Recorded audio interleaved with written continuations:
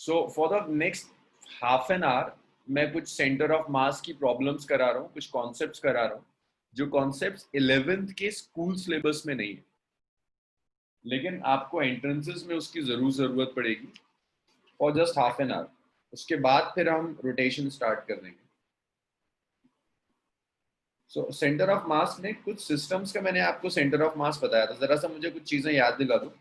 अगर एक body, rigid bodies का सेंटर ऑफ मास कैसे डिसाइड करते हैं? अगर एक रिजिड बॉडी है उसका सेंटर ऑफ मास कैसे डिसाइड करोगे?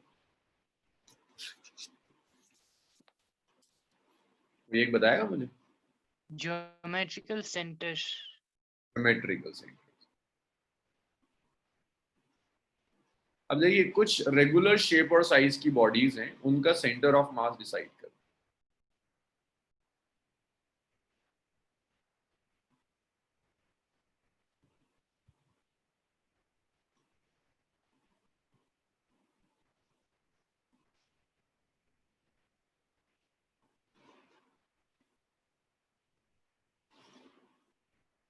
सो स्क्वायर, रेक्टेंगल वगैरह तो मैंने करा दिया था। पहला शेप देखो, अगर एक ट्रायंगुलर प्लेट है,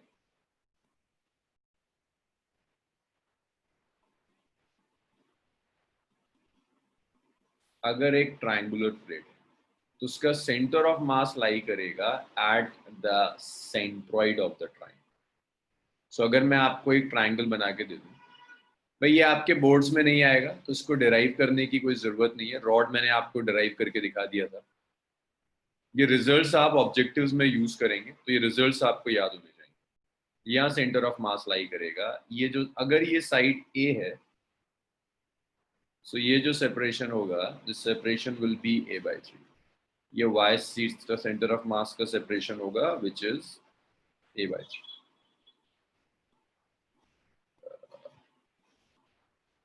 ये हाइट h है, ऑल्टीट्यूड आपने कैलकुलेट कर लिया हाइट की टर्म्स में, YCM इज h/3।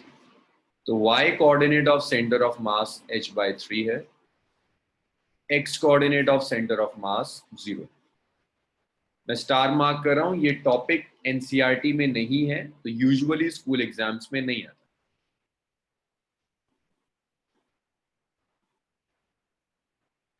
इसके बाद अगर मैं आपको सेमी सर्कुलर रिंग दूं, अगर मैं आपको सेमी सर्कुलर रिंग दूं, अगर एक सेमी सर्कुलर रिंग है आपके पास, it's a semi circular ring, इस सेमी सर्कुलर रिंग का जो सेंटर ऑफ मास होगा, तो सेंटर से थोड़ा ऊपर लाई करेगा ये सेंटर ऑफ मास हो जाएगा। और ये जो सेपरेशन आएगा ये वाला, इसे कहते हैं हम YCM। तो यहाँ जो y कोऑर्डिनेट होगा सेंटर ऑफ मास का, YCM, this YCM is 2r/π, और x coordinate of centre of mass is 0। ये ओरिजिन है आपका, जहां मैं O लिख रहा हूँ ये ओरिजिन, ये सब इस ओरिजिन के रिस्पेक्ट में। XCM 0 हो जाएगा, y कोऑर्डिनेट होगा सेंटर ऑफ। इसी तरह से अगर मैंने आपको सेमी सर्कुलर रिंग के साथ एक सेमी सर्कुलर डिस्क दे, चलिए इतना लिखिए फिर स्टार्ट करेंगे।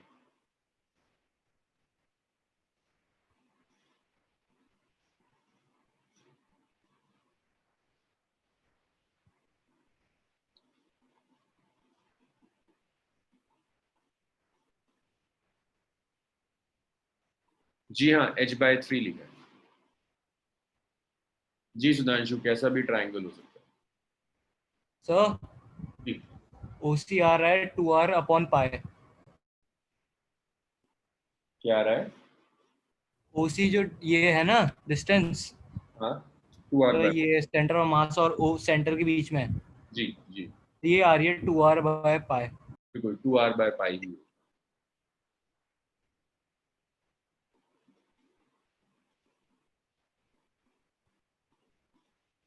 2r/π इतना लिख लीजिए, तो फिर इसको रब करूंगा, फिर बाकी शेप्स करते हैं।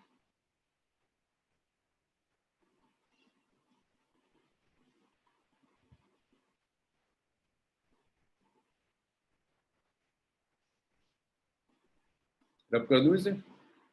मेत्री मैं इसमें से कोई भी रिजल्ट डेराइव नहीं करा रहा, ये आपके स्कूल सिलेबस में और एंट्रेंस में आपको इसके डेरिवेशन की जरूरत नहीं पड़ेगी, तो कोई भी रिजल्ट मैं डेराइव नहीं कर रहा।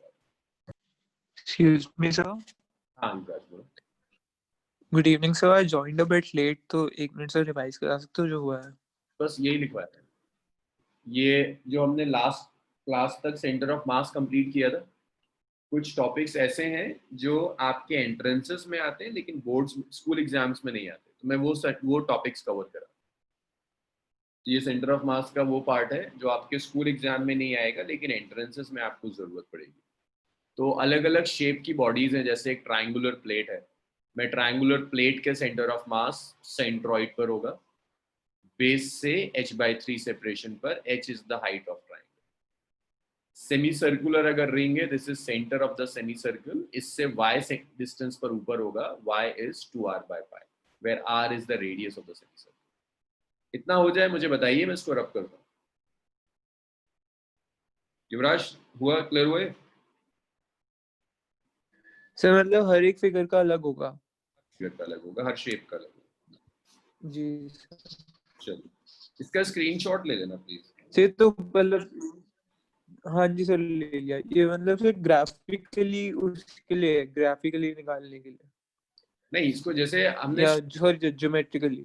ज्योमेट्री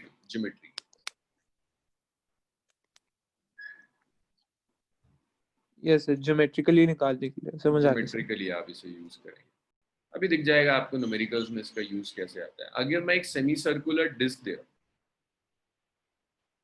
भाई डिस्क में और रिंग में यही डिफरेंस है कि डिस्क में मास हर जगह डिस्ट्रीब्यूटेड होगा, एरिया पर डिस्ट्रीब्यूटेड होगा, रिंग में तो सिर्फ लेंथ पर डिस्ट्रीब्यूटेड होता है।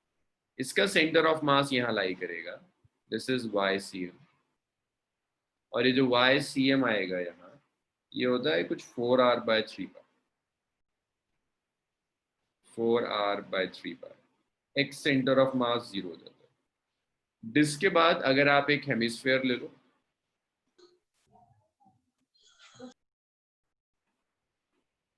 सर इससे पहले सेमी सर्कुलर रिंग थी।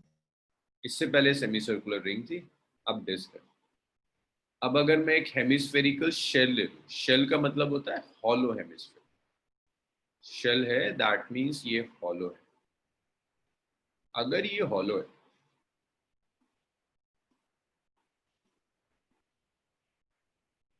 सो ये सेंटर ऑफ मास का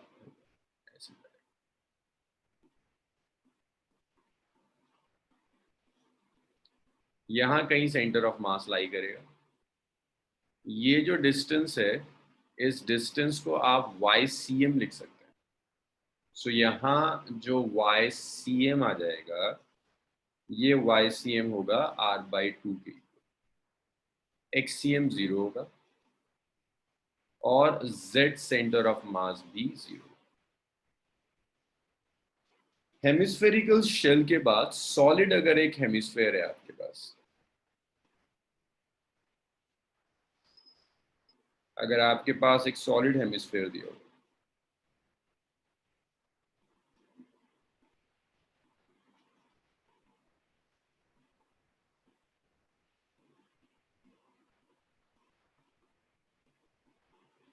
यहां कहीं सेंटर ऑफ मास लाई कर रहा है, इसे आप कहेंगे दिस इज YCM। तो ये जो YCM आएगा, इसे 3r/8 लिख सकते।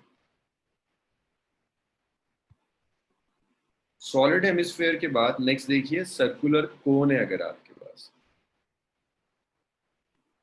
अगर आपको एक सर्कुलर कोन दिया हुआ है जो सॉलिड है,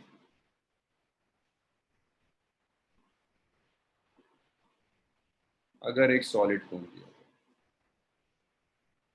यहां कहीं सेंटर ऑफ मास लाई करेगा और ये YCM है, यहाँ YCM जो होगा h/4। सर्कुलर कोन सॉलिड के बाद अगर एक सर्कुलर कोन है आपके पास हॉलो,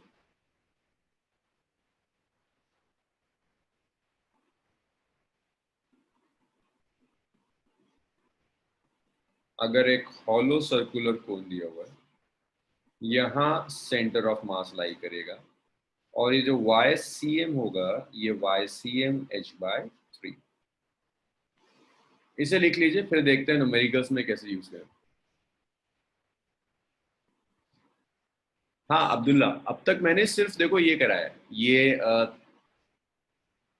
सेमी, ये अलग अलग तरह की रिजिड बॉडीज हैं। इन रिजिड बॉडीज के सेंटर ऑफ मास की पोजीशंस में बता रहा हूँ कि हमने जब क्लास में किया था तो सिर्फ स्क्वायर लिया था, स्फेयर लिया था और सर्कल लिया था। लेकिन अगर आपके पास और शेप्स दिए हुए हैं, इस तरह के कोन दे दिया, हेमिस्फेयर दे दिया, तब सेंटर ऑफ मास की पोजीशंस क्या होंगी वही बताइए। 3 शेप आपके मिस हुए, एक ट्राइंगल मिस हुआ है, एक सर्कल मिस हुआ है। नहीं अब्दुल्ला, इसमें से कुछ भी एनसीईआरटी में नहीं है यार, एनसीईआरटी में नहीं है राइट। सर ये 4 और 5th फिगर में ये सेंटर ऑफ मास उसका कोऑर्डिनेट्स डिफरेंट क्यों हो गए? शेप तो सर हेमिस्फीयर ही है। हाँ लेकिन मास डिस्ट्रीब्यूशन बदल गया। एक हेमिस्फेयर है जहां मास सिर्फ और सिर्फ सरफेस पर डिस्ट्रीब्यूटेड है, हॉलो। दूसरा सॉलिड हेमिस्फेयर है, सॉलिड होने की वजह से मास डिस्ट्रीब्यूशन बदल गया। अगर ये कंप्लीट स्फीयर ले लो तो प्रॉपर सिमेट्रिकल है, लेकिन देख रहा है हेमिस्फेयर प्रॉपर सिमेट्रिकल फिगर नहीं है। तो यहाँ फर्क पड़ेगा कि आपका मास, ऐसे देखो ना, रिंग और डिस्क में भी देखो सेम रहा है या चेंज हो गया? चेंज हो गया। चेंज हो गया, वो मास डिस्ट्रीब्यूशन की वजह से कि रिंग में मास सिर्फ और सिर्फ सर्कमफेरेंस में डिस्ट्रीब्यूटेड था, डिस्क के ऊपर mass throughout the area distributed. इतना लिखिए, फिर एक क्वेश्चन देखते हैं जहां से आपको समझ में आएगा कि ये मैं क्यों लिखवा रहा हूँ, उसकी जरूरत कहाँ पड़ती है। बट मैं फिर रिपीट कर रहा हूँ, आपके स्कूल एग्जाम्स में ये सब चीजें यूजुअली नहीं पूछी जाती, लेकिन एंट्रेंसेस आप बिना इन चीजों के नहीं क्रैक कर पाएंगे।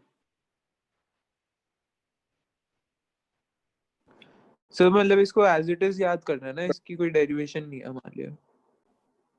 डेरिवेशंस हैं इसकी, लेकिन यूजलेस है। मतलब 8 को ड्राइव कराने में ना कम से कम 6 घंटे लग जाएंगे, तो टाइम वेस्ट करेगा। आपसे डेरिवेशन कोई पूछेगा नहीं इसका, बस ये रिजल्ट्स याद होने चाहिए। रब कर दूं इसको मैं? हाँ अब्दुल्ला। एक second yes sir. Sir. Abdullah मैं क्लास के एंड में बात करता हूँ, मैं कॉल ही कर दूंगा। हाँ मैत्री, मैं सुन रहा हूँ, बोलो। नहीं सर, मैं कह रही हूँ यस सर, रब कर दीजिए। अच्छा, मैनेजमेंट ने भी लिख लिया? सर लिख ली। चलो फिर मैं सबने लिख लिया। जानवी? यस। चलो अब देखो इसे यूज।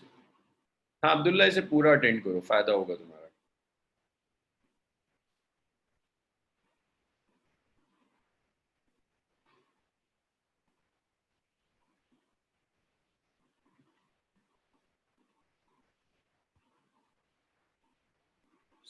आपको एक कोन दिया है,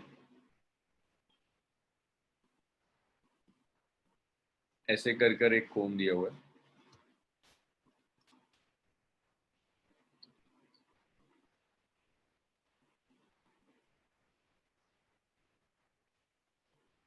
और उस कोन के नीचे एक स्क्वायर बना दिया।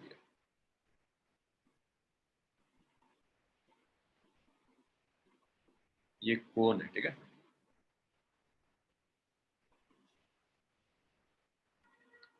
ये लेंथ L, ये वाली लेंथ भी L, कोन का मास M, स्क्वायर का मास भी M, कोन की ये हाइट भी दे दी है उसने आपको H। ये रहा मेरा ओरिजिन। तो कह रहा है calculate centre of mass of the system. Calculate centre of mass of system. So देखिए, कोन का सेंटर ऑफ मास कोन के सेंटर पे लाई करेगा C1। स्क्वायर का सेंटर ऑफ मास स्क्वायर के सेंटर पे लाई करेगा C2। नहीं, कोन के सेंटर पे लाई नहीं करता, सेंटर से थोड़ा सा नीचे लाई करता। अब ये मैंने आपको सिखाया था कि ये लेंथ कितनी होती है। अब मैं आपसे कह रहा हूँ ये जो कोन है ये सॉलिड है, तो सॉलिड कोन के लिए कुछ सिखाया था कि डिस्टेंस जो होगा सॉलिड कोन के लिए, बताओगे? ये वाला यही तो होगा सॉलिड कोन का सेंटर ऑफ मास का सेपरेशन कितना होता है? h/4 h/4 और स्क्वायर का सेंटर ऑफ मास तो बिल्कुल सेंटर पे लाई करता है। अभी मुझे कोई दो लोग बता देंगे। अंश मुझे बता देगा C2 का x और y कोऑर्डिनेट। अंश बता दो C2 का x और y कोऑर्डिनेट क्या होगा? x and y coordinate of C2। तो एक बार फिर से बोल दो क्या पूछ रहे हो? C2 स्क्वायर के सेंटर ऑफ मास का x और y कोऑर्डिनेट बता दो मुझे कितना होगा। सर किसका एक बार फिर से बोल दो सर। अरे स्क्वायर का सेंटर ऑफ मास। अच्छा स्क्वायर का सर। सुधांशु गलत बता रहा है। हाँ, अब स्क्वायर का सेंटर ऑफ मास स्क्वायर के सेंटर पर होगा। एक साइड L है तो सेंटर तक ये सेपरेशन कितना हो जाएगा? L/2। अंश इतनी छोटी छोटी चीजों में इतनी देर सोचेगा। L/2 ये L/2। कोऑर्डिनेट्स क्या हो गए? सर आपने मेंशन किया है ना कि ये सॉलिड है, ये कौन? जी जी मैंने मेंशन किया बिल्कुल। जब तक मेंशन नहीं करूंगा तो फिर तो परेशानी। और सर हाँ मित्री। सर वो x कोऑर्डिनेट अच्छा होल डिस्टेंस है। ओके ओके सर, मैंने सोचा हाफ है। L/2 अब ये जो कोण है, इस कोण के सेंटर ऑफ मास का देखो x कोऑर्ड, ये तो बिल्कुल सेंटर टू सेंटर कोइंसाइड कर रहा है। अभी मुझे कौन बता देगा? अंशिका तुम बता दो, अंश ने तो बताया नहीं। ये C1 कोण जो है इसका x कोऑर्डिनेट कितना होगा बच्चे? कोण के centre of mass C1। x coordinate 0। अरे ये ओरिजिन है। अच्छा सोचो, देखो डायग्राम देखो। तो L/2। हाँ ये है ना, इतना इतना x कोऑर्डिनेट होगा। x कोऑर्डिनेट है L/2। y कोऑर्डिनेट बताओ, y कोऑर्डिनेट कितना होगा? सो h/4। अरे h/4 तो सिर्फ यहाँ से, y कोऑर्डिनेट तो ओरिजिन से लेते हैं।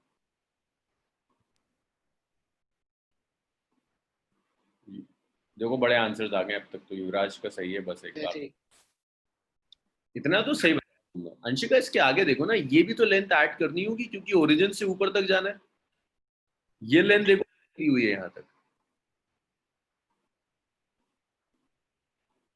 Yes Anshika. Sir chat box में रिप्लाई करने का ना मैसेज नहीं आ रहा है। अच्छा अब देखो जरा, अब आ रहा है? Yes sir.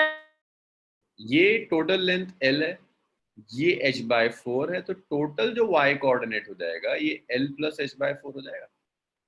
y कोऑर्डिनेट का क्या मतलब है? ओरिजिन से लेकर यहाँ तक y, ये पूरा है y कोऑर्डिनेट। तो यहाँ तक L और उसके बाद h/4, तो आ गया L + h/4। क्लियर हुआ भाई? अंश सुधांशु का तो आ गया। Yes sir. m1x1 + m2x2। अरे ये इजी चीजें हैं। तुम एंट्रेंस देने बैठोगे, जिन बच्चों से तुम्हारा कंपटीशन होगा तो चीजें बहुत आसानी से कर लेते हैं। m1 is m, x1 is L/2, m2 is m, x2 कितना है? L/2, तो ये L + h/4 divided by m + n। क्योंकि सुधांशु हम ओरिजिन से सेपरेशन लेंगे ना, ये ओरिजिन है। कोन का सेंटर ऑफ मास यहाँ है, इस ओरिजिन से कितना सेपरेशन होगा? x के लॉन्ग L/2 होगा। इससे मत कंफ्यूज होना, जब मैंने यहां लिखा था तो मैंने इस ओरिजिन की रिस्पेक्ट में लिखा था कि y कोऑर्डिनेट होगा x 0 होगा। अब मैं इस ओरिजिन की रिस्पेक्ट में पूछ रहा हूं, ये वाला। सर दोनों की वेट सेम है? दोनों की सर मास सेम है? हाँ मास सेम। तो x coordinate of centre of mass आ गया ml/2m, कैंसिल हो गया। x coordinate of centre of mass आ गया L/2। ऐसे ही आप चाहें तो y coordinate of centre of mass calculate कर सकते हैं। y coordinate of centre of mass हो जाएगा m1y1 m2y2 bye m1 + m2। भाई ऐसे क्वेश्चंस करने चाहिए, कोई इससे बचे नहीं इन क्वेश्चन से। आपकी एनालिटिकल स्किल्स ऐसी चीजों से डेवलप होती है, वो डेरिवेशन रट के एग्जाम पास कर लेने से नहीं होती। h + L/2 by m plus n। Sir 4। 4? अच्छा हाँ, h by 4। सर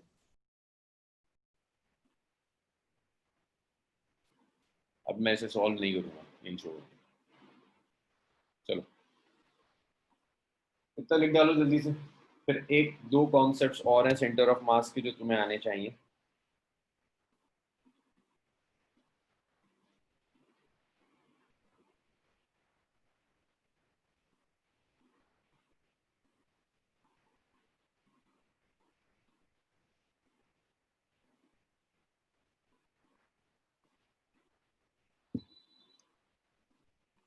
सबने लिख लिया? रब कर दूं सब?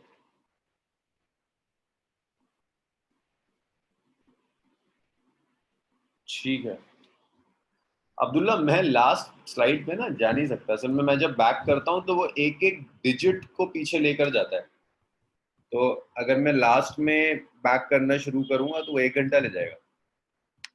मैं स्लाइड्स पीछे नहीं कर सकता, मेरे पास स्लाइड्स नहीं बनती है, मेरे पास टेक्स्ट बनता है। चलो जी, मैं रब कर दूं ये सब लिख चुके हैं। अब एक चीज और सुनो, ये नीट वाले जितने बच्चे हैं, जब आप नीट के प्रीवियस ईयर्स ओपन करोगे तो ऐसी चीजें मिलेंगी। Change in position of centre of, ठीक है Harshit, good. Change in position of centre of.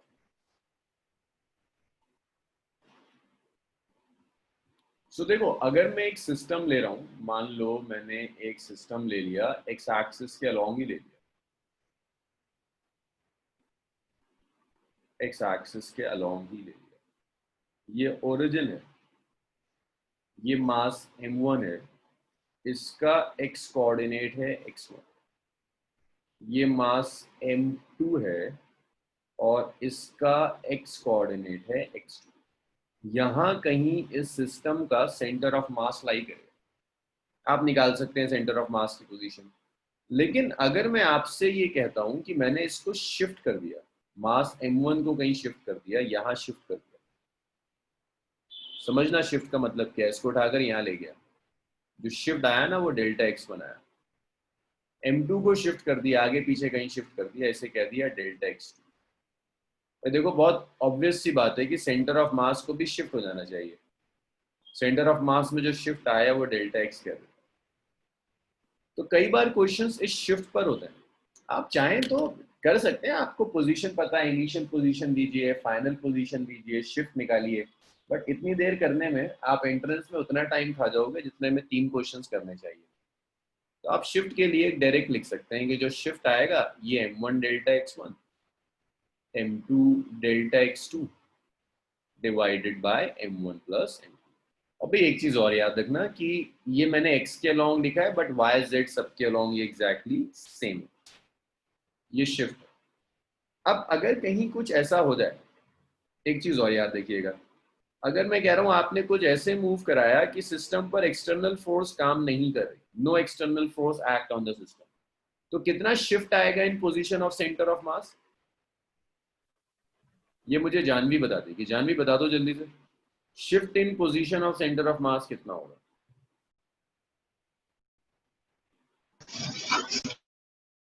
हाँ जानवी।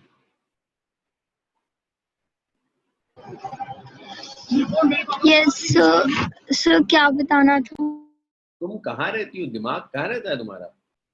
देखो सबके आंसर्स आ गए ग्रुप में, और ये ग्रुप वालों जरा तुम मैसेज किया करो उसमें, एवरीवन वाले कॉलम में, तुम प्राइवेट मैसेजेस मत किया करो। एक्सटर्नल फोर्स एक्ट नहीं कर रही, जीरो है, तो पोजीशन ऑफ सेंटर ऑफ मास कितना शिफ्ट होगा? Delta x। कितना हो जाएगा, क्या वैल्यू होगी उस डेल्टा एक्स? मानस देखो जानवी सबके आंसर्स आ गए, delta x would be zero. मैंने सिखाया था शायद लास्ट 2 लेक्चर्स में बहुत ये चीज कर चुके हैं कि जब तक एक्सटर्नल फोर्स एक्ट नहीं करेगी सेंटर ऑफ मास शिफ्ट नहीं होगा। जब तक एक्सटर्नल फोर्स एक्ट नहीं करती सेंटर ऑफ मास शिफ्ट नहीं होता। जानवी तुमने सेल्फ स्टडी बिल्कुल छोड़ी हुई है ना, क्लास के बाद नोट्स तक रिवाइज नहीं करी। सेंटर ऑफ मास शिफ्ट तब करता है जब कोई एक्सटर्नल फोर्स एक्ट करती है। एक्सटर्नल फोर्स एक्ट नहीं करेगी तो सेंटर ऑफ मास मूव नहीं करेगा। याद आया कुछ? तो डेल्टा एक्स 0 आ जाएगा। अगर यहाँ डेल्टा एक्स 0 लिख दूं तो आप लिख सकते हो m1 delta x1 m2 delta x2 by m1 plus m2 is 0. So आप लिख सकते हैं m1 delta x1 m2 delta x2 is 0. तो आप ऐसे लिख सकते हो m1 delta x1 is minus of m2 delta x2. ये याद रखिएगा, अगर position of centre of mass change नहीं हो रही है तो आप डायरेक्टली से भी यूज कर सकते हैं। याद है कल हमने एक प्रॉब्लम करी थी, आपको सिखाया था मैंने, एक लॉग है फ्लोट कर रहा है रिवर पर और एक मैन मूव कर रहा है। Yes sir. अच्छा खासा लेंदी प्रॉब्लम थी, तुम यस सर। डायरेक्टली कर सकते हो इस इक्वेशन, वो 2 लाइन में रिजल्ट निकल कर आ जाता है शिफ्ट।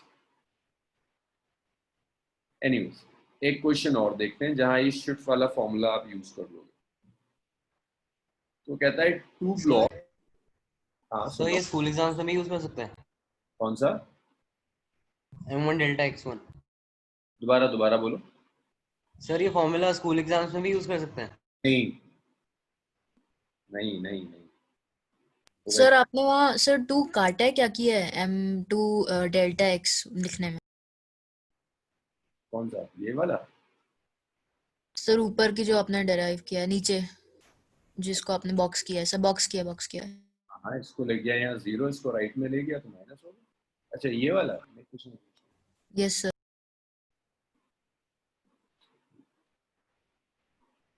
सर हाँ नंबर। सर इस केस में जब हम ये शिफ्ट कर रहे हैं, हमारा सेंटर ऑफ मास शिफ्ट हो रहा है, तब क्या हमारा ओरिजिन भी शिफ्ट होगा? नहीं, अगर ओरिजिन शिफ्ट हो गया तो सारी कहानी बिगड़ जाएगी। Origin is fixed, origin shift नहीं है। सब कुछ किसी एक पर्टिकुलर ओरिजिन की रिस्पेक्ट।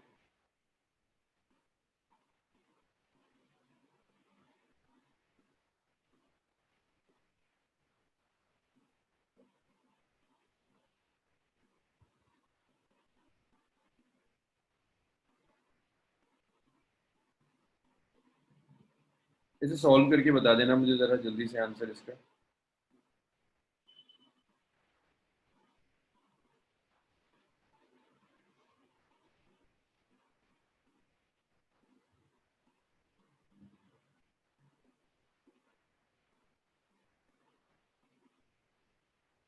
ठीक है कैस्पल।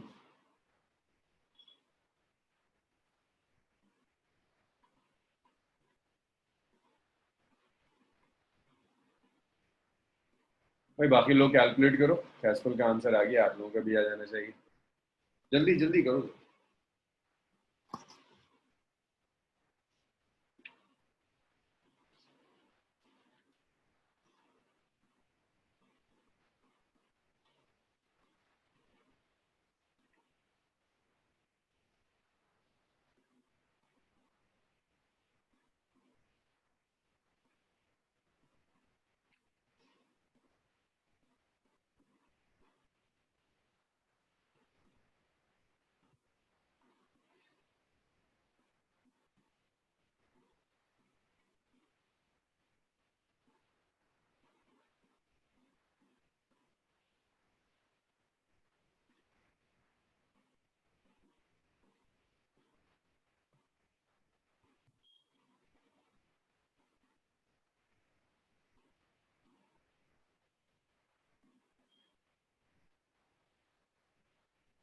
वेरी गुड, बहुत बढ़िया।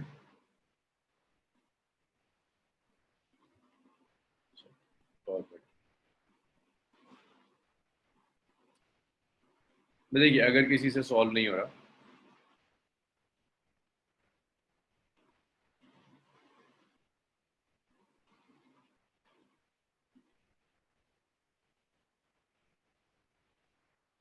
M1 is 5 kg,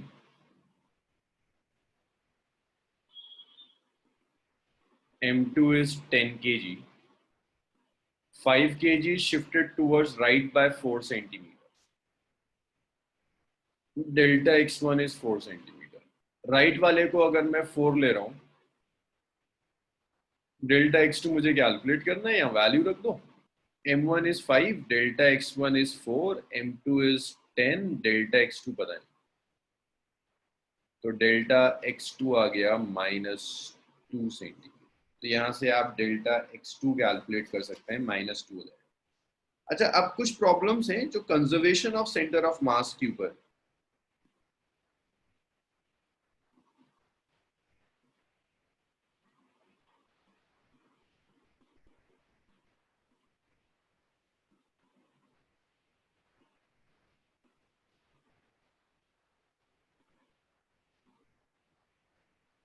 हर्षित, क्या मतलब है डायनामिक मोशन का? तो मतलब सर कल आपने जब काइनेमेटिक्स और डायनामिक्स पढ़ाया तो डायनामिक्स में मतलब क्या कहते हैं वो, तो सर मतलब किस वजह से बॉडी मूव क्यों कर रही है ये भी कंसिडर करना पड़ेगा ना, क्योंकि सिर्फ मोशन से हम पता थोड़ा लगा सकते हैं कि भाई मुझे बता, इस पूरी प्रॉब्लम में कहीं तुम्हें फोर्स की जरूरत पड़ी? सर लेकिन मतलब एक्सटर्नल फोर्स है सर तभी तो हम कर पाए ना मतलब। सर आप अगर हम सिर्फ ऑब्जर्व करते हैं फाइनल और क्या कहते हैं इनिशियल और फाइनल पोजीशन तो हम डिफरेंशिएट करना कर पाएंगे कि एक्सटर्नल फोर्स लगा हुआ है कि नहीं लगा हुआ है। वो तो आपको मेंशन होगा ना क्वेश्चन में, जैसे यहाँ पर उसने कहीं लिखा, बताओ मुझे, इसमें अगर कुछ नहीं नहीं दिया। सर पर मैं ऐसे अगर कोई प्रैक्टिकल सिचुएशन है तब मतलब अगर सर वही अभी ये डेल एक्स वाला जो अभी इक्वेशन लिखी तो अगर हम तो इंसानों के बीच में कंसिडर करते हैं अगर दोनों इंसान चल के जाते हैं सर तो वो ये वाली इक्वेशन लग जाएगी m1 del x1 equals -m2 del x2। लेकिन इफ सपोज को एक्सटर्नल फोर्स लगता है मतलब धक्का मार जाता है इफ सपोज सर तब तो ये इक्वेशन ही लगेगी ना। वो डिपेंड करता है, अगर आप पोजीशन ही कैलकुलेट करने में इंटरेस्टेड हो तो आपको फोर्स तो लग रही होगी, वो तो फैक्ट है, बिना फोर्स के तो मोशन नहीं हो सकता। लेकिन न्यूमेरिकल सॉल्व करने के लिए वो डिपेंड करता है ना, वो पूछ क्या रहा है आपसे। अगर वो एक्सेलरेशन वगैरह पूछ रहा है तो हाँ आपको फोर्स की जरूरत है, लेकिन अगर वो सिर्फ पोजीशंस पूछ रहा है तो आपको फोर्स की जरूरत नहीं। सो मतलब प्रैक्टिकल के लिए तो हमें पूरा मोशन देखना पड़ेगा ना कि क्या हुआ है। बिल्कुल। Thank you sir. एक न्यूमेरिकल और मैं,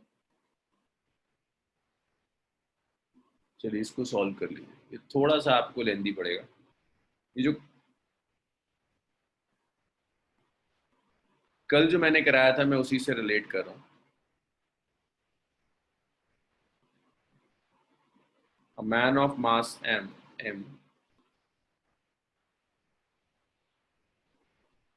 stands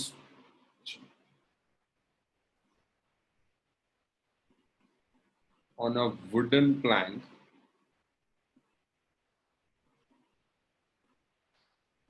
of mass capital M.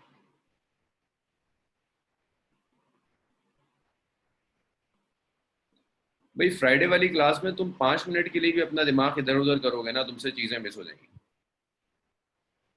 क्योंकि फ्राइडे मेरे पास टाइम कम होता है, टॉपिक्स ज्यादा होते हैं।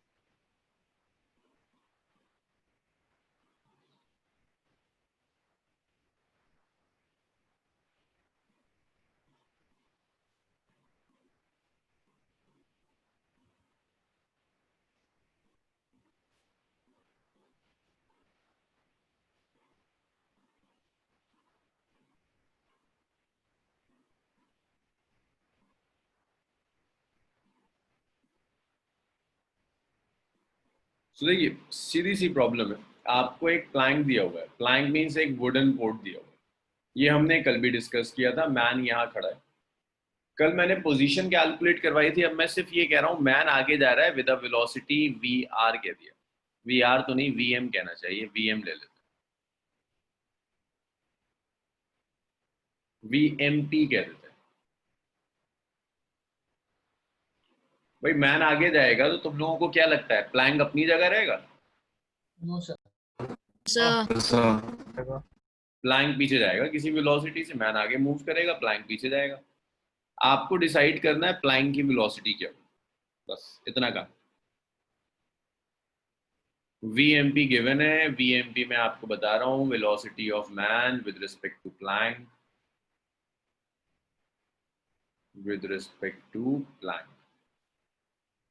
VP चाहिए आपको। ऑप्शंस गिवन है, मैन का मास स्मॉल m, प्लैंक का मास कैपिटल M।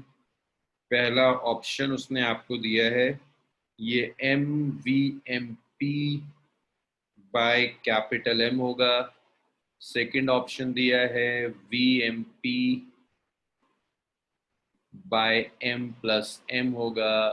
थर्ड दिया है VMP माइनस VP होगा। डी दिया है कि इनमें से कोई भी नहीं होगा। जल्दी से कर लो, 3 मिनट है तुम्हारे पास और आंसर बता दो। Conservation of linear momentum use करोगे बस। तो उसमें लेंथ का कोई रोल नहीं है ना? नहीं, लेंथ का कोई रोल नहीं है।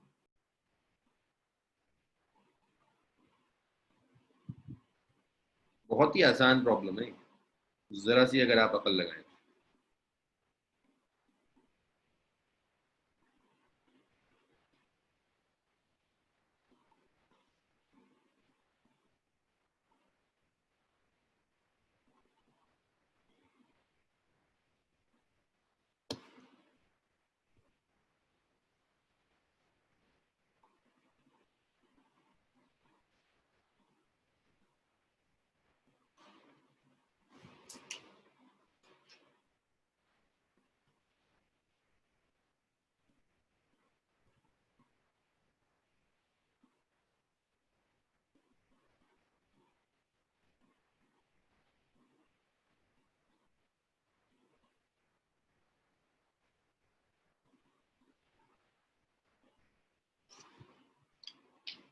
आमना का डी आया, हर्षित का डी आया,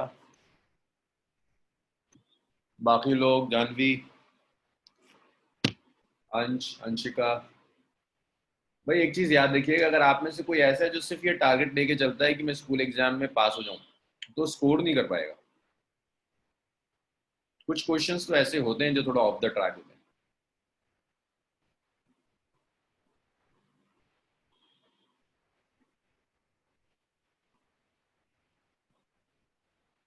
ए आ रहा है, कोई बात नहीं।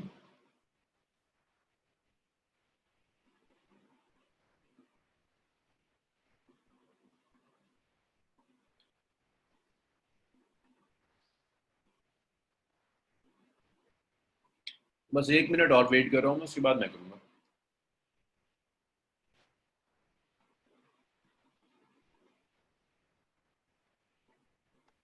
सर हाँ, सर कनेक्शन इश्यूज हो गए थे, एक बार फिर से करा दो, ये मतलब समझा दो। क्वेश्चन अच्छा। हाँ देखो जी ये सर, वो कनेक्शन। कैपिटल M प्लैंक है ना, एक वुडन प्लैंक समझ लो, उसके ऊपर एक आदमी खड़ा हुआ है। वो आदमी लेफ्ट साइड में भागना शुरू करता है with a velocity VMP। Plank पीछे जाता है किसी वेलोसिटी से। ऐसी होगा ना, अगर एक आप बोट पर खड़े हुए हो, अब आगे भागने की कोशिश करोगे तो बोट पीछे जाएगी। तो जिस वेलोसिटी से ये प्लैंक पीछे जा रहा है वो वेलोसिटी पूछ रहा हूँ बस। ओके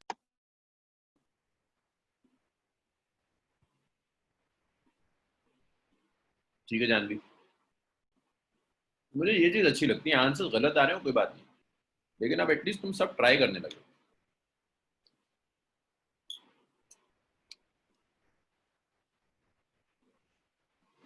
बस एज अ टीचर कोशिश यही होती है, तुम ट्राई करना शुरू करो। क्वेश्चन तो मैं रब कर दूं, सबने लिख लिया। आंसर सबके गलत है, कोई मसला नहीं, सबका गलत आंसर है। Correct answer is B. कोई बात नहीं, तुमने ट्राई करा है तो तुम्हारे समझ में आएगा। यहाँ सबसे पहली प्रॉब्लम तो ये है कि भाई ये जो प्लैंक है ना, ये प्लैंक जा रहा है पीछे विद अ वेलोसिटी VP। ये मैन है, ये यहां जा रहा है with a velocity VMP। Correct option is B, B is the correct option. मुझे चाहिए VM चाहिए पहले, फिर मैं कहानी आगे बढ़ाऊंगा। VM is velocity of man with respect to ground. Ground की रिस्पेक्ट में मैन की जो वेलोसिटी है वो वेलोसिटी vm है। हमें किसी तरह से ये vm कैलकुलेट करना है। तो भाई देखिए, इस vm को कैलकुलेट करने के लिए आप रिलेटिव वेलोसिटी लगा दो। Man with respect to plank क्या होता है? Velocity of man minus velocity of plank. अब यहाँ वेलोसिटी ऑफ प्लैंक को लेना पड़ेगा नेगेटिव। अगर मैं इस डायरेक्शन को पॉजिटिव ले रहा हूँ तो प्लैंक ऑपोजिट डायरेक्शन में जा रहा है, इसे नेगेटिव लेना होगा। तो माइनस ऑफ वीपी को माइनस वीपी लेना पड़ेगा, माइनस ऑफ माइनस। तो velocity of man with respect to plank is velocity of man plus velocity of plank. तो वेलोसिटी ऑफ मैन ग्राउंड की रिस्पेक्ट में आ गया man with respect to plank plus velocity of plank. ये मेरी पहली equation. इसमें परेशानी है तो अभी बता दो, क्योंकि इसमें परेशानी है तो फिर तो मैं आगे कुछ करा ही नहीं पाऊंगा। यही परेशानी दूर करनी है। सर वो माइनस नहीं होगा? माइनस ऑफ माइनस होगा ना, माइनस माइनस प्लस हो जाएगा। जब आपने इक्वेशन 1 लिखी है। हाँ, वो सर हमने माइनस क्यों किया इसे? देखो ये जो आपको वेलोसिटी दी ना vmp, that's velocity of man with respect to plank. ये मैन की वेलोसिटी प्लैंक की रिस्पेक्ट में। तो जस्ट मैं रिलेटिव वेलोसिटी का कॉन्सेप्ट यूज कर रहा हूँ। Man with respect to plank is velocity of man minus velocity of plank. Sir हाँ जी, सर तो जब हम vm प्लस vp लिखेंगे तो vp जब उस तरफ जाएगा वो माइनस नहीं बन जाएगा? हाँ, अच्छा सॉरी। हाँ सर वही है। यस, बिल्कुल बिल्कुल माइनस बन जाएगा, माइनस बन जाएगा। तो Janvi relative velocity vab is va minus v। Okay अब एक बात बताओ मुझे, इसमें क्या बाहर से कोई फोर्स लग रही है जो एक्ट कर रही हो सिस्टम में? No sir. No sir. No sir. नहीं कर रही। बस मैन और प्लैंक की तो F external zero, momentum conserve, initial momentum is final momentum. जब मैन नहीं चला था तो मोमेंटम कितना था? इनिशियल मींस मैन के चलने से पहले की का, और फाइनल मींस मैन के चलने के बाद। जब मैन नहीं चल रहा था तो सब रेस्ट में था, इनिशियल मोमेंटम जीरो। जब मैन चल गया तो मोमेंटम किसका आया? मैन का भी आया, प्लैंक का भी आया। So final momentum of man plus final momentum of plank. ये भी बता दूं मुझे, इसमें भी कोई परेशानी है क्या?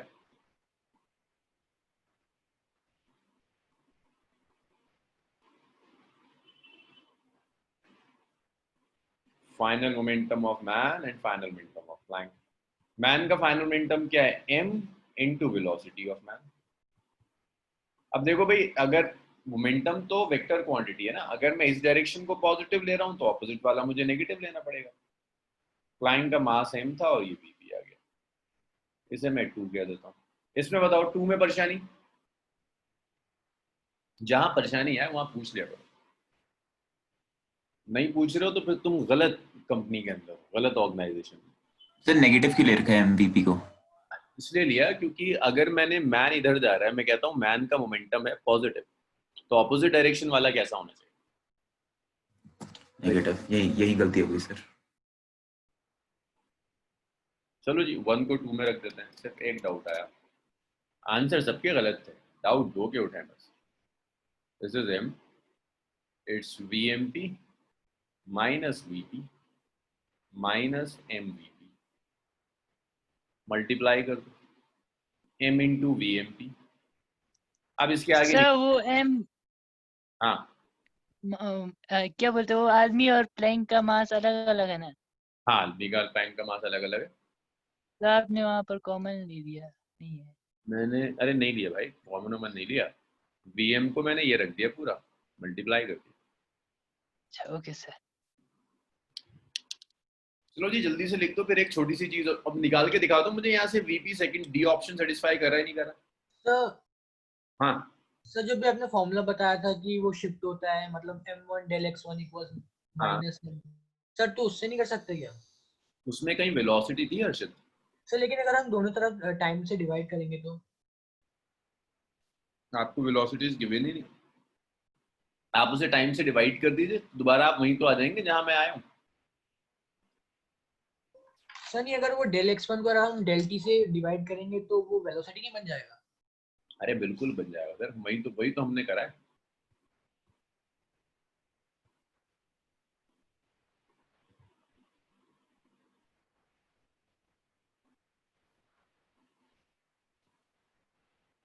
इसको जरा इधर ले जाना हर्षित।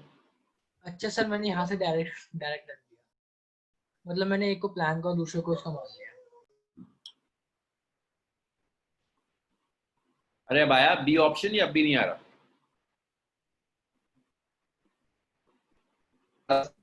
आ गया सर। और कोई झूठ नहीं बोलेगा कभी क्लास में कि नहीं हुआ, फिर भी वो कह रहा है दूसरों के सामने इमेज रखने के लिए। वो किनके बारे में, किनके सामने इमेज रख रहे हो? इसको जानते ही नहीं, उसके सामने अपनी इमेज बना के क्यों अपना नुकसान कर रहे हो? सर हाँ हाँ हाँ, वो सेकेंड इक्वेशन से वीपी का वैल्यू निकाल के उधर माइनस करेंगे तब भी आएगा ना? वो एक ही बात है, हमेशा घुमा के पूछता है। हाँ हाँ ठीक ही बात है। उसको यहाँ नहीं, से फिर उससे मुझे अलग आ रहा है सर।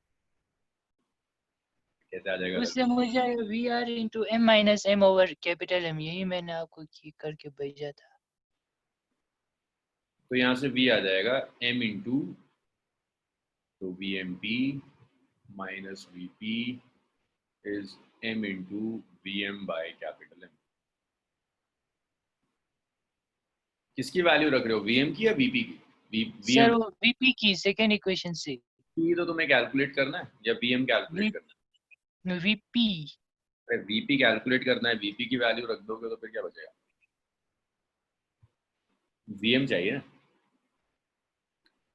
तुम ऐसा तो नहीं कर रहे कि मैं तुमसे vp पूछ रहा हूँ, तुम vm कैलकुलेट करके आंसर बता रहे हो? नहीं सर, प्लैंक का वेलोसिटी निकालना चाहिए ना, नहीं velocity of man with respect to ground निकालना है ना। अबे तुम्हें है ना सर, प्लैंक निकाल, प्लैंक। अच्छा ओके सर आप एक बार सी ऑप्शन लिख दीजिए ना, क्या था? तुम लोग मुझसे इतनी डांट सुनोगे ना कि तुम लोग मल्टीप्लाई भी नहीं हो रहा है। तो चेक कर रही हूँ सर, मैं भूल गई मैं सी ऑप्शन क्या था। कॉन्फिडेंस कहाँ गया?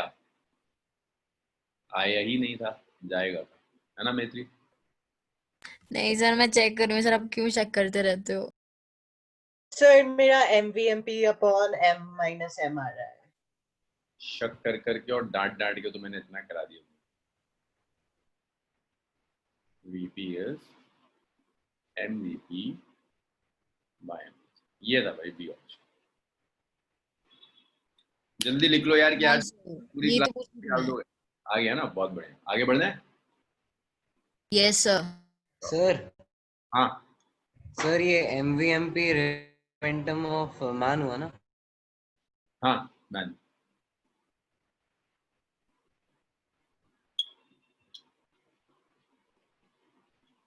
एक मजे का कॉन्सेप्ट और सीखो, उसके बाद ये खत्म हो गया। युवराज हुआ था?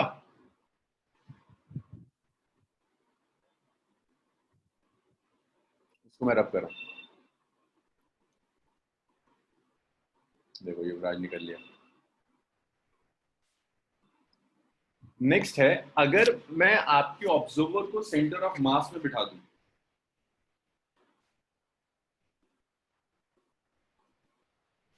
अच्छा थोड़ी सी ना अकल लगानी है इसमें, मैथ्स नहीं आनी चाहिए, पुराना कुछ नहीं आना चाहिए, अकल होनी चाहिए।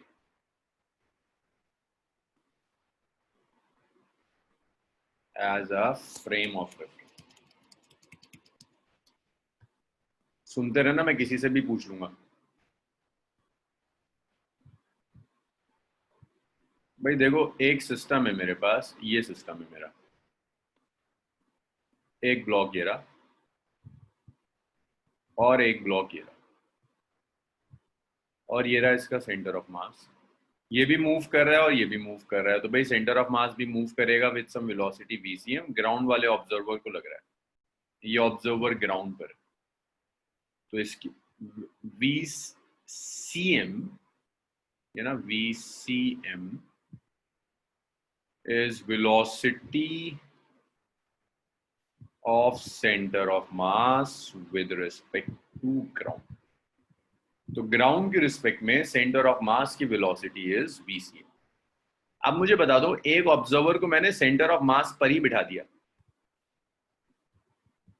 Observer on centre of mass, centre of mass में बैठा हुआ है, तो velocity of centre of mass with respect to centre of mass कितनी होगी? 0 0 0 कहीं नहीं जाएगा भाई। ये ऐसा है, गाड़ी चल रही थी, तुम उस कार में जाके बैठ गए तो तुम्हारी रिस्पेक्ट में तो कार रेस्ट में आ गई।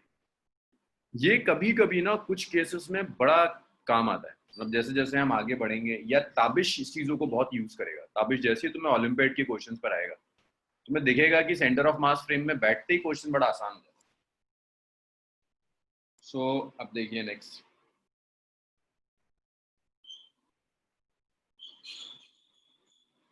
इस चीज को मैं चाहता हूं आप एक बार वेरीफाई करें।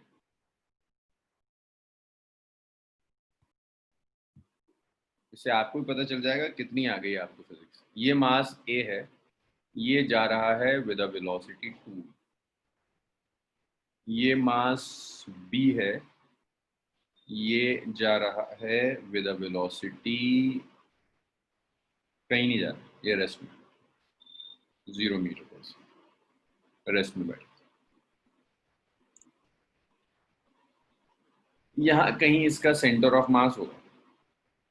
इसमें कुछ काम करने हैं तुम्हें। कैलकुलेट, पहला काम, मुझे वेलोसिटी ऑफ सेंटर ऑफ मास निकालो ग्राउंड की respect. Velocity of centre of मास निकालो ग्राउंड की रिस्पेक्ट। उसके बाद मुझे ये बताओ कि तुम्हें ये प्रूफ करना है कि momentum of centre of mass क्या होगा with respect to centre of mass. फिर मुझे चाहिए momentum of centre of mass with respect to ground. फिर मुझे चाहिए momentum of centre of mass with respect to centre of mass के respect में सेंटर ऑफ मास का मोमेंटम निकाल दो। इसका आंसर तुम जानते हो, क्या है आंसर? अबे क्या है? 0 पहले दो पार्ट तो गलत नहीं होने चाहिए, दूसरे का आंसर पता है तो तुम कहीं ना कहीं से तो ला दोगे।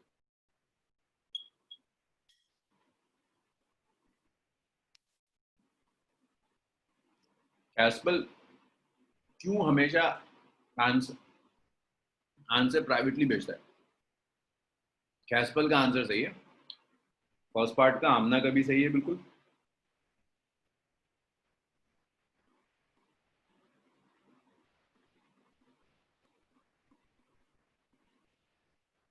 अकल लगाओ, सुधांशु का भी सही आ रहा है,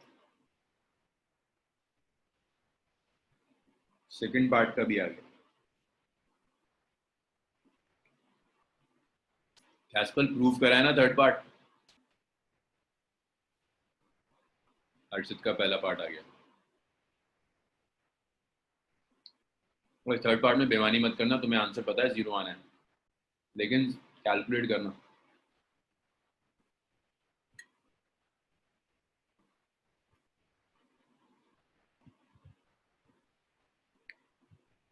गुड, ऑलमोस्ट सबका सही है।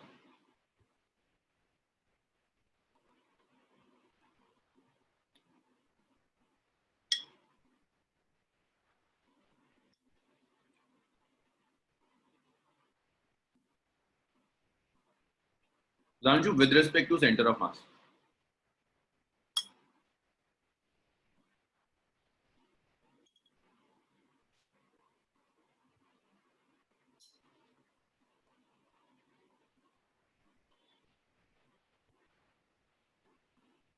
okay.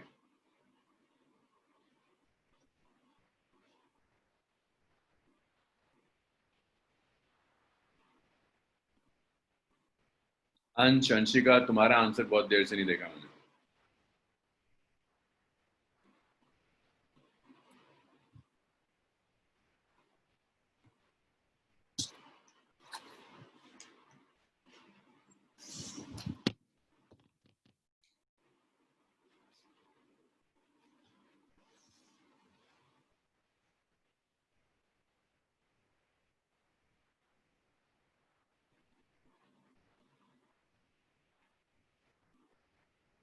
हाँ जी, बहुत बढ़िया, फर्स्ट पार्ट तो सही है।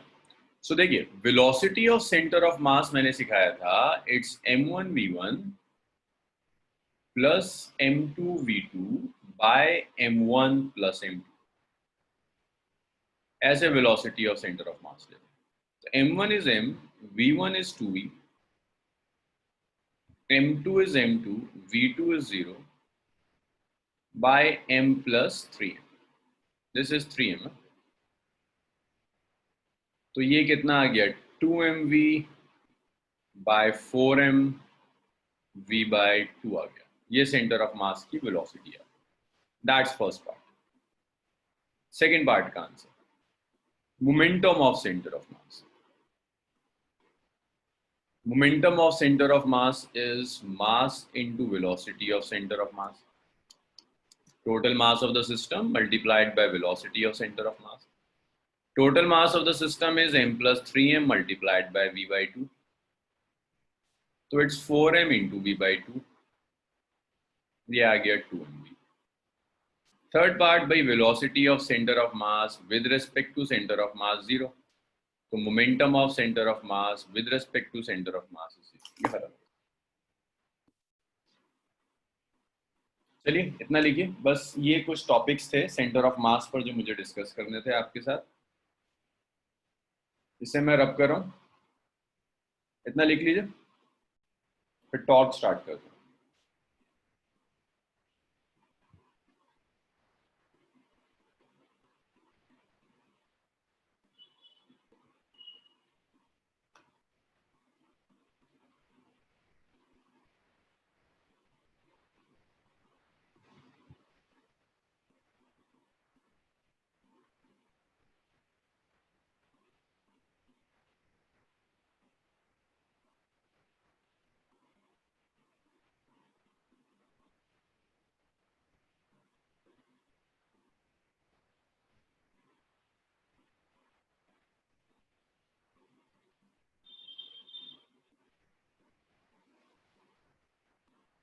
इसको मैं रब करूंगा.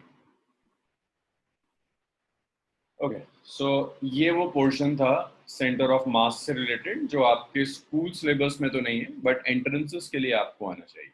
नेक्स्ट देखिए, टॉर्क. तो टॉर्क में मैं कुछ चीजें आपको बता चुका था. Torque is rotational analogue of force. अगर आप किसी बॉडी को रोटेट करना चाहते हैं तो उस पर टॉर्क अप्लाई करनी होगी.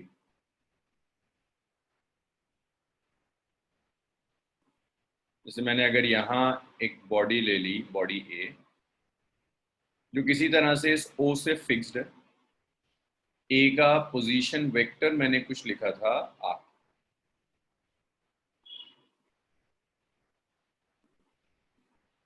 और इस ए पर मैंने फोर्स अप्लाई कर दी.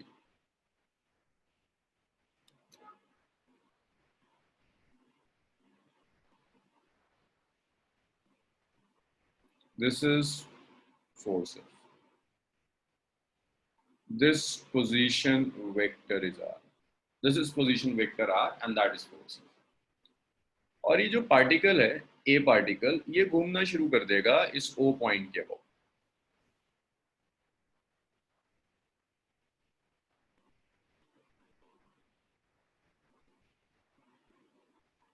तो ये फोर्स इसके ऊपर एक टॉर्क अप्लाई कर रही.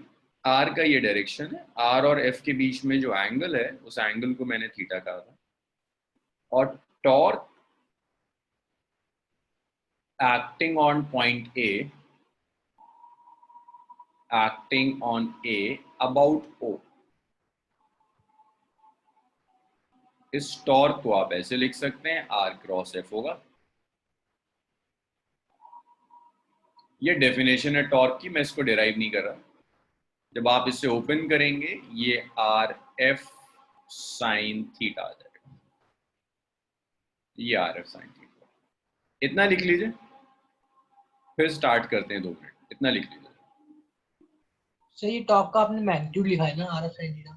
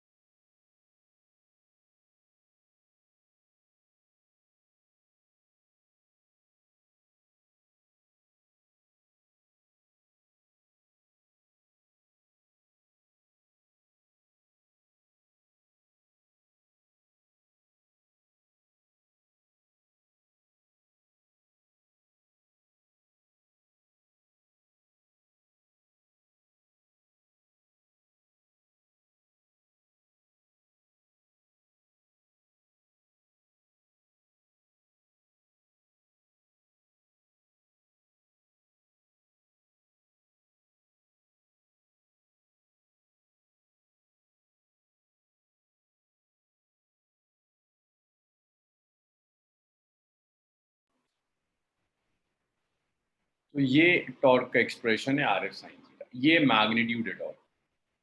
अब देखिए इसमें आप एक तरह से और इसे कर सकते हैं, इसको मैं आगे तक एक्सटेंड दे दूं।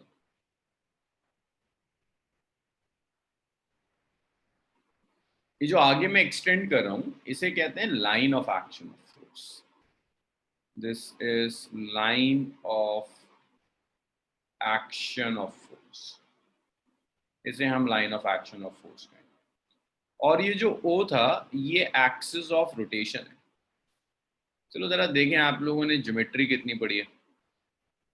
भाई मुझे बताओगे कि अगर मैं आपसे कहता हूं कि मुझे एक्सिस ऑफ रोटेशन और line of action of force के बीच का मिनिमम डिस्टेंस बता दो, कैसे लेंगे? कैसे मिनिमम डिस्टेंस लेंगे line of action of force और एक्सिस ऑफ रोटेशन के बीच में? रेडियस, कैसे? रेडियस, अरे मिनिमम डिस्टेंस पूछ रहा हूँ, एक्सिस और लाइन ऑफ एक्शन के बीच का मिनिमम डिस्टेंस कैसे निकालें? Perpendicular on line of action. Perpendicular on the line of action, very good. कैसे निकालोगे? अगर मिनिमम डिस्टेंस चाहिए एक्सिस ऑफ रोटेशन से यहाँ तक एक normal draft. Sir axis of rotation जो है वो ये पॉइंट O है। जी ये पॉइंट है जिसके अबाउट घूम रहा है। जैसे आपका जो फैन है पॉइंट के अबाउट घूम रहा होगा ना, जहाँ एक्सिस फिक्स्ड है। एक एक्सिस होगा जिसके अबाउट फैन घूम रहा है, वो एक्सिस ऑफ रोटेशन। यहाँ ये पॉइंट O फिक्स्ड है जिसके अबाउट ये A घूम रहा है, ये एक्सिस ऑफ रोटेशन। पेन लिया मैंने, यहाँ फिक्स कर दिया और मैं घुमा रहा हूँ पेन को, तो ये जो पॉइंट है ये वाला, ये एक्सिस ऑफ रोटेशन है जिसके अबाउट पेन। तो ये लाइन ऑफ ये आ गया R परपेंडिकुलर, ये N दे। तो ये जो मैं R परपेंडिकुलर लिख रहा हूँ, this is perpendicular distance between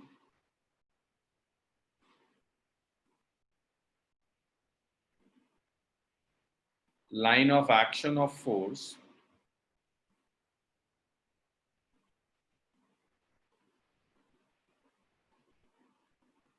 and axis of rotation. तो line of action of force और एक्सिस ऑफ रोटेशन के बीच का जो परपेंडिकुलर डिस्टेंस है, that perpendicular distance is R perpendicular. ये R परपेंडिकुलर हो जाएगा। सो देखो R परपेंडिकुलर, अगर ये थीटा तो ये भी थीटा होगा। O से A तक की जो लेंथ है इसे मैं R कह रहा हूँ, और O से N तक की लेंथ R परपेंडिकुलर है। सो इन ट्राइंगल ONA, सुधांशु मुझे बताओगे साइन थीटा कितना होगा? सुधांशु ने नहीं बताया तो किसी और का नंबर आएगा। ONA में साइन थीटा कितना होगा? सुधांशु सर साइन थीटा कितना आएगा? राइट एंगल ट्राइंगल है।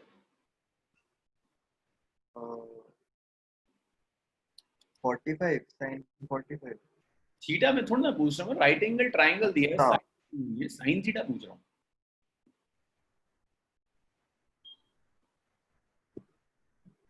नहीं बताएगा। चलो जानवी तुम बताओ, ट्राइंगल में साइन थीटा कितना होगा? परपेंडिकुलर अपॉन हाइपोटेन्यूज सर, जो कि होगा एक minute OA upon ON। ON perpendicular है और OA हाइपोटेन्यूज। एंगल के ऑपोजिट जो साइड होती है वो परपेंडिकुलर, 90 के ऑपोजिट। यस ON है सर। तो R परपेंडिकुलर बाय R। हाँ सुधांशु ऐसे बोलना था। तो R परपेंडिकुलर कितना आ गया? R perpendicular is R sin theta. That's your R perpendicular. That's your equation number 1, and this is equation number 2. Let's substitute 2 in 1. When you substitute 2 in 1, your torque is R perpendicular into F. तो ये एक formula और आ गया torque का। ये torque को आप ऐसे भी लिख सकते हो R perpendicular into F, कि perpendicular distance between line of action of force and axis of rotation, और force के magnitude से multiply कर दो, ये भी टॉर्क देगा और ये भी टॉर्क देगा। दोनों में से आपको जो जब कन्वीनियंट लगे आप उसे यूज कर सकते हैं। एक चीज और याद रखिएगा, torque is an axial vector. ये वेक्टर है but axial vector. Axial vector होने का मतलब है भाई ये बॉडी कैसे रोटेट कर रही है, क्लॉकवाइज या पॉइंट ए जो है ओ के अबाउट कैसे रोटेट करता हुआ दिख रहा है, क्लॉकवाइज रोटेट कर रहा है या anti clockwise rotate, anti clockwise, anti clockwise rotate कर रहा है। अब अगर ये एंटी क्लॉकवाइज रोटेट कर रहा है तो टॉर्क का डायरेक्शन भी एंटी क्लॉकवाइज होना चाहिए। Yes sir.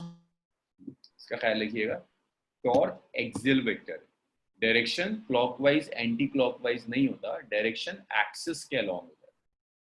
तो यहाँ जो टॉर्क होगी एक्सिस है ना, आउटवर्ड्स होगा डायरेक्शन। जैसे तुम्हारा फैन रोटेट कर रहा है तो टॉर्क क्लॉकवाइज या एंटी क्लॉकवाइज नहीं, या तो ऊपर एक्ट कर रही होगी एक्सिस के अलोंग या नीचे एक्ट कर रही होगी। ऊपर और नीचे कैसे डिसाइड करते हैं वो तो मैं सिखा दूंगा, लेकिन पहले ये चीज बहुत क्लियर होनी चाहिए कि जो डायरेक्शन है ये है along axis of rotation.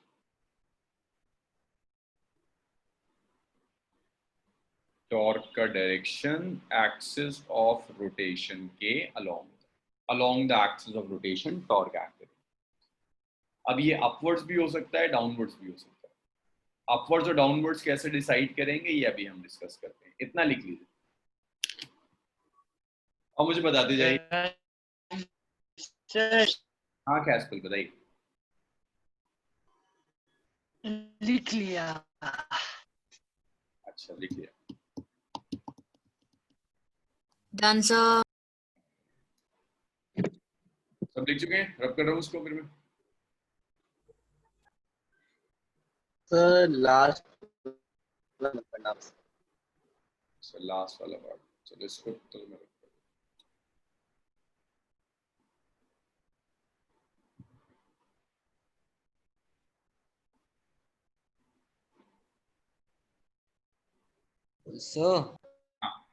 Sir ये लाइन ऑफ एक्शन हमेशा टेंजेंशियल होनी चाहिए। किसके टेंजेंशियल? ये रोटेशनल सर्कल है जो। जरूरी। अगर ये टेंजेंशियल होती तो रेडियस और इसके बीच में एंगल 90 होता ना। अगर ये आर इसके टेंजेंट होता तो आर और इसमें angle 90।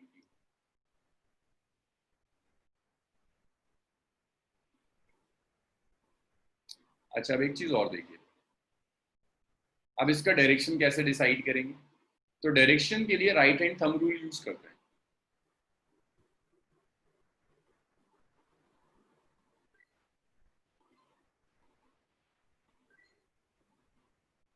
is given by right hand thumb.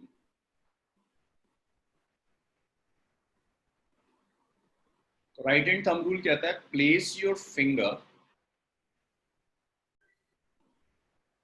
Right hand की जो फिंगर है इन फिंगर को रखिए अलोंग आर। सही लिखना है। जी जी, आर के अलोंग, जो भी पोजीशन वेक्टर आर है उसके अलोंग रखिए and curl it towards the force,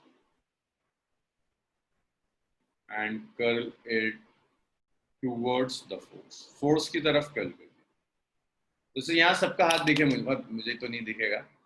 आप लोग सब आर के लॉन्ग रखो, जहां भी आपने कॉपी में आर ड्रॉ किया है वहां रखो, अपना राइट हैंड लो, फिंगर आर की तरफ रखो, ऐसे आर के लॉन्ग रख दो और एफ की तरफ कर्ल कर दो। देखो तुम्हारा थंब कहां जा रहा है, फिंगर आउटवर्ड्स, आउटवर्ड्स जा रहा है ना। आर के लॉन्ग रख दो पोजीशन वेक्टर के लॉन्ग और फोर्स की तरफ कर्ल कर दो। थंब कहां जा रहा है, आउट। तो ये जो आउटवर्ड्स होगा ये direction of torque. Thumb will give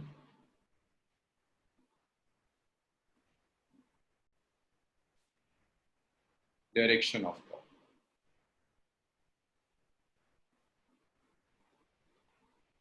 तो जो थंब होगा ये आपको बता देगा टॉर्क कहाँ है। मैं दोबारा बता रहा हूँ, फिंगर लो, आर के लॉन्ग रख दो और उसे एफ की तरफ कर्ल कर दो, फोर्स की तरफ कर्ल कर दो। जहां भी थंब जाएगा वो टॉर्क का डायरेक्शन। तो टॉर्क इस केस में आउटवर्ड्स हो जाएगी। और रोटेशन कैसा हो रहा है, rotation is anti clockwise, rotation anti clockwise. इस पर्टिकुलर केस में it's anti clockwise rotation and torque is outwards. Anti clockwise rotation. ये जो डॉट है ऐसे हम शो करते हैं आउटवर्ड्स। अगर मैं कहीं ये डॉट ड्रॉ कर रहे हैं that means outwards, out of the plane of. कहीं क्रॉस ले लिया, क्रॉस का मतलब है inwards, into the plane of.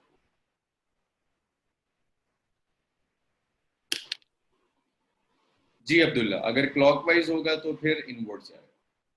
चलिए इतना लिखिए। सर आप सर वो नीचे लिखा है क्रॉस और डॉट का मतलब है आउटवर्ड्स। आपकी कॉपी के बाहर जो डायरेक्शन होगा उसे हम डॉट से शो करेंगे, जो अंदर जाएगा कॉपी के इनवर्ड्स उसे हम क्रॉस से शो करेंगे। सर हाँ सर ये टॉर्क फोर्स और आर का क्रॉस प्रोडक्ट है ना, तो हम एन कैप से भी तो निकाल सकते हैं। हाँ, वो एन कैप भी तो ऐसे ही आता था हर्षित। एम कैप का डायरेक्शन भी तो राइट हैंड थंब रूल से ही सिखाया था। Yes sir. सर हाँ वो क्रॉस के ऊपर सर्कल बना, सर्कल भी वो है सर, आपने ऐसे बनाया या है वो सर्कल भी? कहाँ पर, कहाँ पर? ये जो डॉट डॉट बना है डॉट के नहीं नहीं नहीं, ये आउटवर्ड्स और इनवर्ड्स में सर्कल भी है सर उसमें। बिल्कुल सर।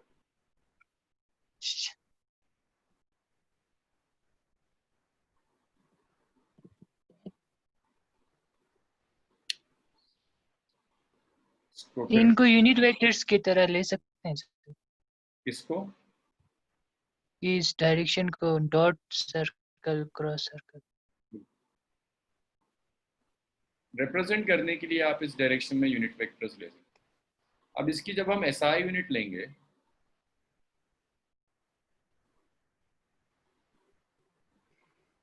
इसकी जो एसआई यूनिट होगी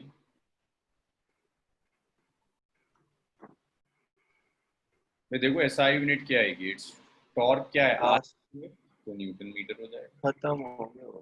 एसआई यूनिट न्यूटन मीटर। इतने लिखिए, फिर इसमें कुछ रियल लाइफ काउंट हो गया? देखो बैकअप क्लास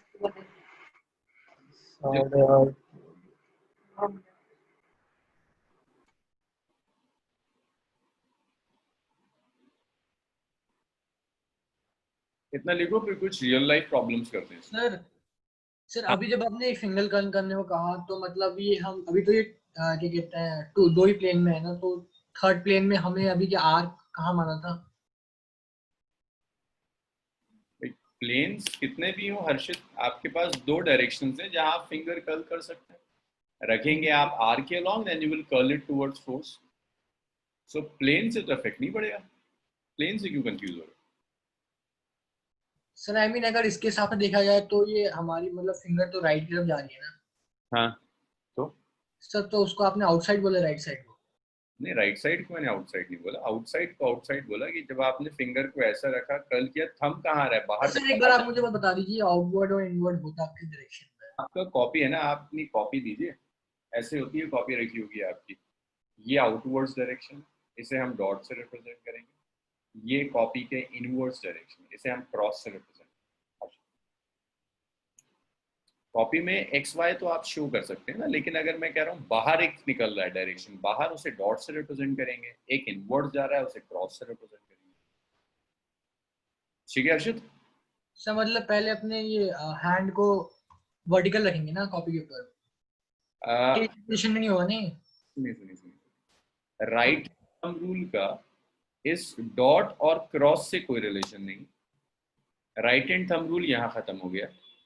अब ये डॉट और क्रॉस जनरल ज्योमेट्री में डायरेक्शंस बताने के काम आते हैं। मैं आपसे कहूँ राइट डायरेक्शन ड्रॉ करिए तो आप ऐसी लाइन कर दोगे। मैं आपसे कहूँ लेफ्ट का डायरेक्शन लो तो ये आ जाएगा। मैं आपसे कह रहा हूँ अपवर्ड्स लीजिए तो ये होगा। मैं आपसे कह रहा हूँ डाउनवर्ड्स लीजिए तो ये आ जाएगा। लेकिन अगर मैं कहता हूँ आउटवर्ड्स लीजिए तो आप कैसे शो करेंगे? कॉपी पे तो ये लाइन नहीं ड्रॉ कर सकते ना आउटवर्ड्स वाली, तो आप डॉट ले लोगे। इनवर्ड्स जब मैं कहूँगा तो आपसे क्रॉस ले लेंगे। पहली चीज़ ये कि ये दो इंडिपेंडेंट चीज़ें। ठीक है अर्षित? Yes sir. सर वो एक्चुअली ना मैं इसके हिसाब से टिल्ट करा था हाथ, तो मतलब उसमें कंफ्यूजन हो गया। नहीं, अब राइट हैंड थंब रूल जब आप लोगे तो जहां आर जा रहा है वहां आपने फिंगर ले ली, एफ की तरफ कर्ल किया, थंब आउटवर्ड जा रहा है, तो outwards will be the top. Clear भाई? Yes sir. ये पूछ लिया करो, ये इश्यूज रहते हैं। मतलब फिजिक्स इसीलिए आप रिकॉर्डेड लेक्चर से नहीं पढ़ सकते, इंटरप्रिटेशन बहुत अलग होता है। मतलब जैसा टीचर करा रहा है और जैसे आप इंटरप्रेट करेंगे उसमें बहुत फर्क होता है, अक्सर दोनों ही चीज़ें गलत नहीं। ये बिल्कुल वैसी है कि अगर मैं कुछ ड्रॉ कर दूं क्लॉकवाइज, आपको क्लॉकवाइज दिखेगा, मुझे एंटी क्लॉकवाइज दिखेगा, आप और मुझ में से दोनों में से कोई गलत नहीं। अच्छा, एक क्वेश्चन और आया खेस्पल का कि न्यूटन मीटर को जूल नहीं कह सकते। नहीं, खेस्पल न्यूटन मीटर को जूल नहीं कह सकते, ऑल्दो डायमेंशंस मैच करेंगी, but joule is reserved for work done और एनर्जी। अब इसके बाद कुछ रियल लाइफ एप्लीकेशंस हैं। Excuse me sir. हाँ बताइए। सर एंगुलर एक्सेलरेशन टॉर्क की वजह से होता है? बिल्कुल, एंगुलर एक्सेलरेशन टॉर्क की वजह से होता है, जैसे लीनियर एक्सेलरेशन फोर्स की वजह से होता है। क्लॉक रूल है जानवी, अगर एक चीज ऐसे घूम रही है तो ये एंटी क्लॉकवाइज है, और अगर ऐसे घूम रही है तो क्लॉकवाइज। हाँ, अनुभव पाथ सर्कुलर होगा। अब जब मैं कहता हूँ ना सर्कुलर, इसका मतलब ये नहीं कि पूरा सर्कल कवर कर दे, अगर ऐसे भी चला गया इसे भी सर्कुलर कहते हैं, क्योंकि आर्क भी तो सर्कल का ही पार्ट है। अब देखिए इसकी कुछ एप्लीकेशंस हैं। इस आपके स्कूल्स में अक्सर इस फॉर्मूले से 2-3 तरह के क्वेश्चंस आते हैं। पहला आता है कि जब भी आपका कोई डोर होगा उसका जो हैंडल है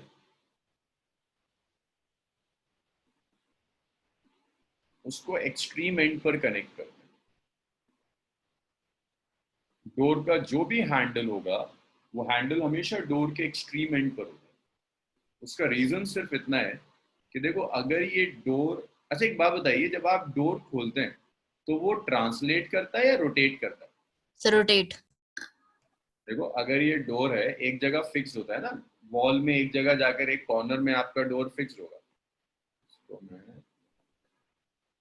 ये डोर किसी एक जगह फिक्स होगा। जब आप हैंडल पर फोर्स अप्लाई करते हैं तो ये डोर रोटेट करता है। ट्रांसलेट करने का मतलब है टूट कर अलग हो जाता है। यूजुअली ट्रांसलेट नहीं करता, रोटेट करता है ना, ऐसे करके रोटेट करता है।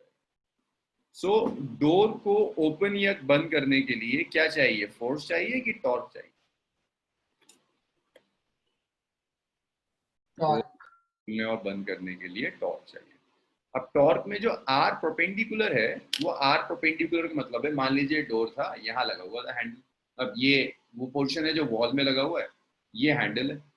हैंडल जितना दूर लेकर जाऊंगा आर परपेंडिकुलर उतना ज्यादा होगा। ऐसी होगा ना कि अगर ये डोर है यहाँ फिक्स है, मैं यहाँ फोर्स अप्लाई कर रहा हूँ तो आर परपेंडिकुलर इतना होगा। अगर मैं यहाँ फोर्स अप्लाई कर रहा हूँ तो आर परपेंडिकुलर बढ़ जाएगा। आर परपेंडिकुलर के बढ़ने का मतलब है टॉर्क बढ़ जाएगा। सो इसीलिए डोर में हैंडल हमेशा एक्सट्रीम एंड पर होता है ताकि टॉर्क मैक्सिमम हो for a given force, so that R perpendicular is maximum and hence torque is maximum for a given force. Torque is maximum for given force. अब कोई गधा अगर ऐसा करे कि ये डोर है, ये डोर यहाँ फिक्स्ड है, यूजुअली हैंडल यहाँ लगाते हैं, यहीं लगाते हैं हैंडल, तो आर परपेंडिकुलर कितना हो गया? 0 0 सर। ये है ना, ये डोर है, यहाँ फिक्स किया और यहीं लगा रहा है हैंडल, यहीं हैंडल लगा दिया, तो आर परपेंडिकुलर हो गया 0। अगर आर परपेंडिकुलर 0 तो टॉर्क कितना? कभी बंद होगा भाई। आर परपेंडिकुलर तो आप एक्सिस से लेते हैं ना, ये एक्सिस लगा हुआ है, एक सेकंड बस, ये एक्सिस है जहां डोर लगा हुआ है आपका, ये एक्सिस, ये रहा, मैंने हैंडल भी इसी एक्सिस पर लगा दिया। अगर हैंडल भी इसी एक्सिस पर लगा दिया तो एक्सिस और हैंडल के बीच का परपेंडिकुलर डिस्टेंस 0 हो जाएगा। परपेंडिकुलर डिस्टेंस 0 होने का मतलब है ये डोर हिल नहीं सकता। Are perpendicular 0, torque 0।